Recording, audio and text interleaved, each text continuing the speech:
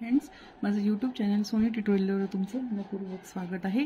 आज आपण TYBA PSY 272 या बुक्समधून IMP टॉपिक्स बघणार आहोत। अभ्यासाला सुरुवात करण्याआधी तुम्ही माझ्या चॅनलवर जर नवीन असणार तर चॅनलला सबस्क्राइब करा, व्हिडिओ आवडला तर लाईक शेअर कमेंट करा, जास्तीत जास्त गरजू विद्यार्थ्यांपर्यंत व्हिडिओ शेअर करा।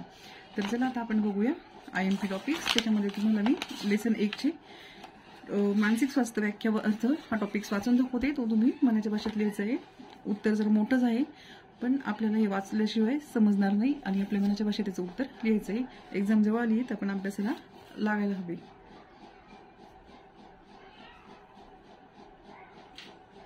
मानसिक स्वास्थ्य व्याख्या व अर्थ। मनस्वास्थ्याच्या अनेक व्याख्या अनेक मानसशास्त्रज्ञांनी सांगितल्या आहेत।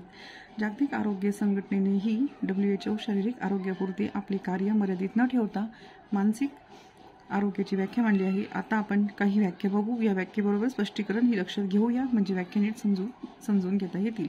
1.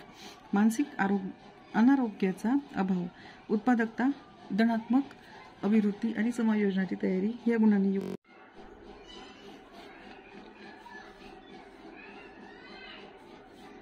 गुणांनी युक्त असे वर्तन म्हणजे मानसिक स्वास्थ्य होय।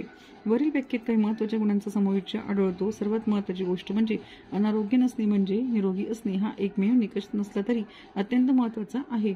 उत्पादकता म्हणजे आपण काहीतरी निर्माण करू शकतो, नवनिर्मिती करू शकतो ही जाणीव व त्या प्रकारचे वर्तन आपल्या कार्यक्षमतेचा योग्य वापर होण्यासाठी उत्पादकता महत्त्वाची आहे।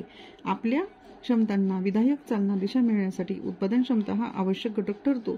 मग ही क्षमता व्यक्त होताना वस्तूच्या रूपात असो की कलेच्या रूपात असो, माध्यम वेगळे असले तरी आपण निर्मिती करू शकतो ही जाणीव मोलाची आहे। त्याचबरोबर धनात्मक अभिवृत्ती हाही भाग महत्त्वाचा आहे।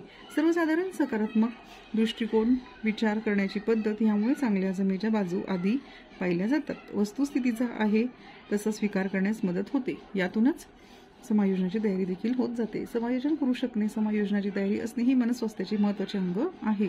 बालपण, तारुण्य व वार्धक्य ह्या मानवी जीवनातल्या 3 प्रमुख अवस्था असून प्रत्येक अवस्थेत कोणत्या ना कोणत्या प्रकारे समायोजन करावे लागेल अशी परिस्थिती वारंवार उद्भवते। प्रत्येकाच्या बाबतीत समायोजनाचे क्षेत्र वेगवेगळे असू शकते। कितपत समायोजन करावे लागेल ही पातळी वेगवेगळी असू शकते, परंतु काही प्रमाणात समायोजन आवश्यक असते, याबद्दल दुमत नाही। वैवाहिक आयुष्य सुखी समाधानी होण्यासाठी वैवाहिक क्षेत्रात समायोजन आवश्यक आहे। त्यासाठी पती पत्नीमधला विश्वास, प्रेम, एकमेकांना समजून घेण्याची वृत्ती, पुन्हा परानुभूती म्हणजे दुसऱ्याच्या अनुभवण्याची क्षमता या सर्व बाबी पती पत्नीमध्ये असणे आवश्यक आहे। त्याचप्रमाणे व्यक्तीच्या आयुष्यात आणखी एक महत्त्वाचे क्षेत्र म्हणजे शिक्षण, प्रशिक्षण व व्यवसाय निवड। इथे काही जणांना प्रत्येक बाबतीत समायोजन करतच पुढे जावे लागते। उदाहरणार्थ, काहींना मनोजोगते शिक्षण आर्थिक मर्यादामुळे घेता येत नाही, तर काहींना पालकांच्या इच्छेला मान देऊन त्यांनी निवडलेला अभ्यासक्रम पूर्ण करतात। या परिस्थितीत देखील पालकांच्या इच्छेनुसार शिक्षण घेऊन व्यवसाय निवड करावी लागली तरी जो तेच क्षेत्र आपले मानून आपली क्षमता विकसित करू खऱ्या मनाने त्या व्यवसायाचा स्वीकार करतो आणि स्वतःला त्या क्षेत्रात यशस्वी करतो, त्याचे समायोजन हे यशस्वी म्हणावे लागेल। मानसिक स्वास्थ्य हे समायोजनाचे प्रतीक मानले जाते। जी व्यक्ती समस्या अडचणीवर मात करून सुखसमाधानाने जगण्यास समर्थ बनते तेव्हा त्या व्यक्तीस आपण मानसिक स्वास्थ्य असणारी व्यक्ती असे संबोधू शकतो। मग ती व्यक्ती म्हणजे कदाचित अत्यंत प्रतिकूल परिस्थितीत अडचणींना तोंड देत शिक्षण पूर्ण करण्याचे ध्येय गाठणारा विद्यार्थी असेल किंवा गृहिणी पद सांभाळून समर्थपणे नोकरीतील जबाबदारी सांभाळणारी महिला असेल। म्हणजेच इथे स्वतःच्या क्षमतांचा पुरेपूर वापर, वास्तवेची जाणीव, ध्येय निश्चिती, त्या दिशेने योग्य प्रयत्न या सर्वच गोष्टी महत्त्वाच्या आहेत। सकारात्मक विचार, सकारात्मक अभिवृत्ती ह्यामुळे निश्चित काही प्रमाणात स्वास्थ्य मिळू शकते। 2. मानसिक स्वास्थ्य म्हणजे आंतरिक स्वास्थ्य, शांतता व इतरांबरोबर सुसंवाद करता येणे, जुळवून घेता येणे होय। जागतिक आरोग्य संघटनेची WHO केलेली मानसिक स्वास्थ्याची व्याख्या पुढील प्रमाणे: व्यक्तीचे इतरांबरोबर सुसंवाद करता येण्याची, एकतातेने सहसंबंध प्रस्थापित करण्याची किंवा सामाजिक परिस्थिती बदलामध्ये विधायकरित्या योगदान करण्याची क्षमता म्हणजे मानसिक स्वास्थ्य होय। स्वास्थ्य म्हणजे केवळ रोगांचा अभाव नसून शारीरिक, मानसिक किंवा आणि सामाजिक दृष्ट्या स्वस्थ असणारी अवस्था। ज्याप्रमाणे आरोग्य म्हणजे केवळ आजारपण, रोग याचा अभाव असणे हे जरी खरे नाही, त्याचप्रमाणे मानसिक स्वास्थ्य म्हणजे हे सत्य नाही। काही जण शरीराने अत्यंत धडधाकट असतात पण मनाने अति संवेदनशील, हळवे असतात, डुबळे असतात. सुखी जीवनासाठी केवळ शरीर तंदुरुस्त असून उपयोगाचे नाही, तर मन देखील. म्हणून शारीरिक आरोग्याबरोबर मानसिक आरोग्यही महत्त्वाचे मानले जाते. मानसिक आरोग्य ही संकल्पना मर्यादित अर्थाने वापरली जाते. मानसिक स्वास्थ्य ही संकल्पना अधिक व्यापक असून त्यात शरीर व मन दोघांच्या आरोग्याचा, कल्याणाचा समावेश आहे. शारीरिक व मानसिक स्वास्थ्याचा विचार करताना, संकल्पना समजून घेताना एक प्रश्न मनात येणे साहजिक आहे व तो म्हणजे हे शारीरिक व मानसिक स्वास्थ्य कुठे स्थित आहे. लोकटॅट एखाद्या व्यक्तीच्या पायाचे एक बोट.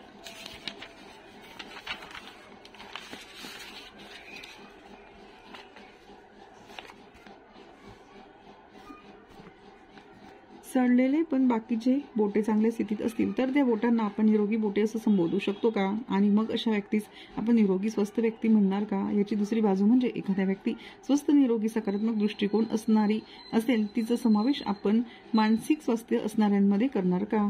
प्रसंगी बोट कापण्याची वेळ आली आहे कारण त्याचा परिणाम इतर बोटावर होणार आहे, पण ती व्यक्ती खंबीर आहे, स्वस्थ आहे, वस्तुस्थिती व स्वतःला स्वीकारून मान्य करून पुढे जाणारी आहे, तर तिला आपण निश्चित मानसिकरित्या स्वस्थ लाभलेली व्यक्ती म्हणू शकतो. याचाच अर्थ आरोग्य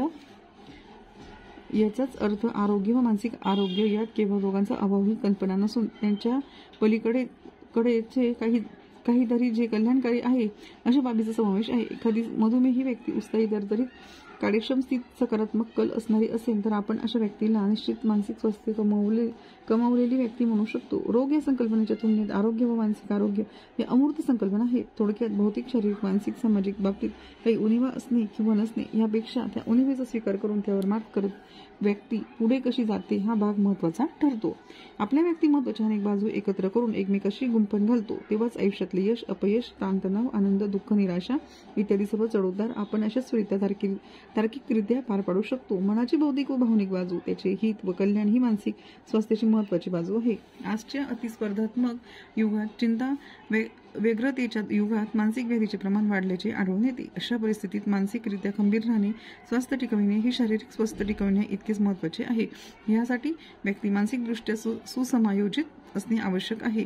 समाजमान्य वर्तन करता असताना व्यक्तिगत पातळीवर समाधी असणाऱ्या व त्याचबरोबर मानसिकदृष्ट्या निरोगी असणाऱ्या व्यक्तींचे मानसिक स्वास्थ्य चांगले आहे असे म्हणता येईल.